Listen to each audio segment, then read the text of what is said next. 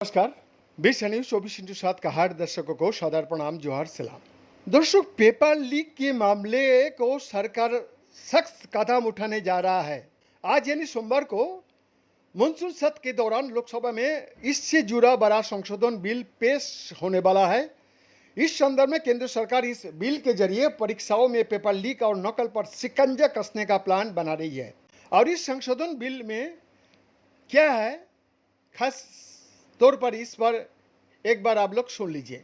इस संशोधन बिल का नाम सार्वजनिक परीक्षा अनुचित साधनों की रोकथाम संशोधन विधेयक 2026। एक हर राज्य और केंद्र शासित प्रदेश में पेपर लीक मामले की सुनवाई के लिए विशेष फास्ट ट्रैक कोर्ट गठित करने का प्रस्ताव। 2, अदालतों में रोजाना सुनवाई होगी। 3, चार्जशीट दाखिल होने के 3 महीने के भीतर ट्रायल पूरा करना होगा।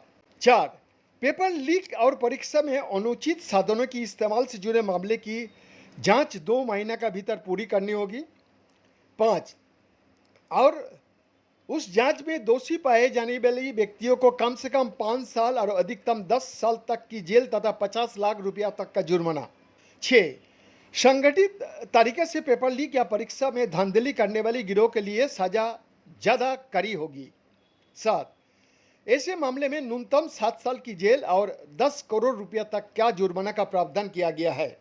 8, दर्शक, मौजूदा दौर में लागू कानून सार्वजनिक परीक्षा यानी अनुचित साधनों की रोकथाम अधिनियम 2024 में सामान्य मामले में 3 से 5 साल की जेल और संगठित अपराध के मामले में 5 से 10 साल की सजा तथा कम से कम 1 करोड़ रुपया जुर्माना की प्रावधान है।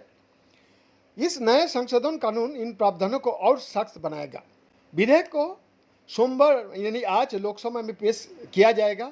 उस पर चर्चा और पारित कराने के लिए सूचीबद्ध किया भी गया है। हालांकि आमतौर पर किसी विधेयक को एक ही दिन में पेश और पारित करने की प्रक्रिया कम ही देखने को मिलती है।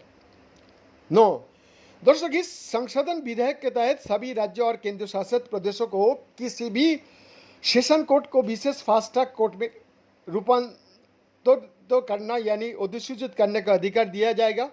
इन अदालतों में रोजाना सुनवाई होगी और चार्जशीट दाखिल होने की 3 महीने के भीतर मुकदमा का निपटारा करना होगा।